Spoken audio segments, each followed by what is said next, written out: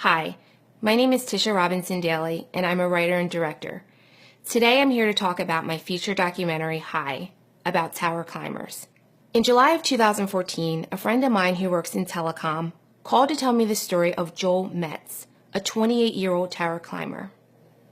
Joel had posted a picture of Facebook of his view 240 feet in the air.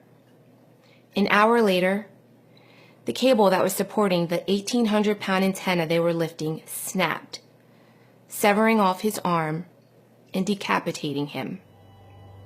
Joel's headless body hung in its harness for 5 hours before rescue was able to get it down. I can still remember the visceral reaction I had. I didn't sleep that night. For days and weeks and months, I kept thinking about Joel, his sons, his family, and the horrific way he died. I started to dig around for any and everything I could find about tower climbers. I reached out to climber groups on Facebook, telling them that I was a filmmaker and interested to talk to anyone who would be willing to tell me their story. Luckily, a slew of climbers from all over the U.S. responded.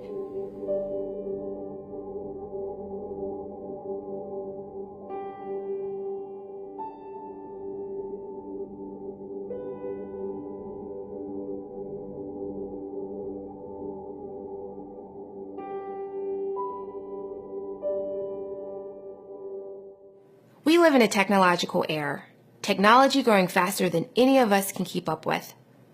I believe technology is important to our growth and to our culture, but I also feel that the lives of the men and women who make using the technology possible are also important. On October 1st, 2017, when the worst mass shooting in U.S. history took place in Las Vegas, the reality of how significant technology is to our culture became crystal clear. There are hundreds of cell phone videos circulating online showing the horrific terror that took place in Las Vegas.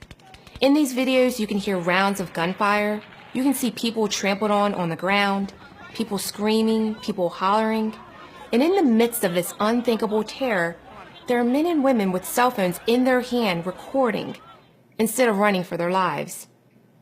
Why is it that the men and women who make that technology possible are forgotten? For the past 3.5 years, these traveling gypsies who live a very nomadic life have allowed me to infiltrate their world. I am not only extremely fascinated by the lives they live, but I care very deeply about their safety and well-being. High, the documentary, will provide an intimate glimpse into the lives of those who have been directly affected by the danger of tower climbing. There's the story of Ray Hall, a third-generation climber who was permanently disabled at the age of 35 after falling 240 feet off of a cell tower and miraculously surviving. That day, Hall had driven 24 hours from Nebraska to Texas and back, foregoing sleep to keep on schedule. There's the story of Jet Hester, a widower, an advocate for tower climber safety, who has turned her grief into the Hubble Foundation, named after her late husband, Johns Hubble, 41, who was killed when a commercial truck struck the guide wire that was holding up the tower he was on, causing the tower to collapse. The Hubble Foundation not only helps families of fallen climbers, it also helps climbers today with things like life insurance, workman's comp, safety regulations, or getting home when a company sends them far away and fails to pay them.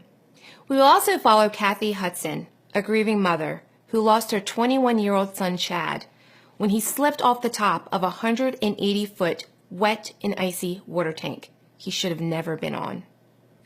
There's the story of Ronaldo Olivia, a Cuban climber who watched in horror as his best friend fell and died from a tower. Ronaldo then risked his life to come to America for better opportunities, leaving behind his daughters and wife, only to come here with limited options and no other choice than to climb again.